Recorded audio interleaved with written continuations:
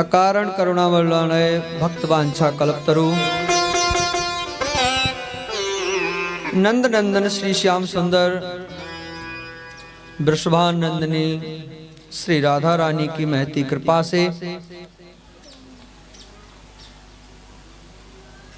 इस केशव धाम में श्रीमद् भागवत की कथा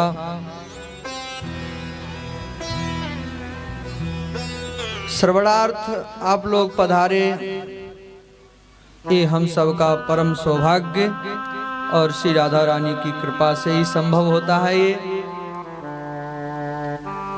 और हम लोग श्रीमद् भागवत की कथा तो अपने आप में एक अद्भुत है।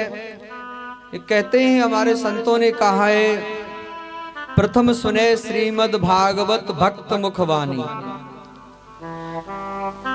तो सुनने के कई तरीके हैं, कई लोग सुनाते हैं, लेकिन विशेषता ये है कि भक्त मुख भगवत वाणी।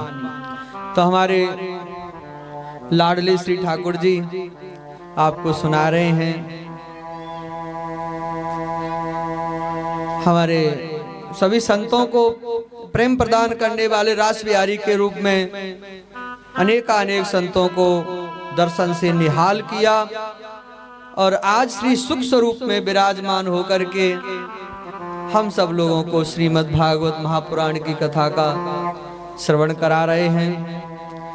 ये और भी आनंद में आनंद, जैसे श्रीमद् भागवत जी में आप लोगों ने सुना होगा, प्रथम स्कंद में ये श्रीमद् भागवत की कथा क्या है, पका हुआ फल। और उसमें भी गलितम फलम, भाई गला हुआ फल है तो वो रस ही उसका निकल जाएगा, लेकिन आचार्यों ने उसको इस तरह से कहा है कि गलितम और फलम, तो गला हुआ भी है ना, एकदम पका हुआ रस युक्त है। और उसमें भी कहते हैं कि यदि उसमें सुख, तोता अगर चोंच और मार दे तो मधुर हो जाता है।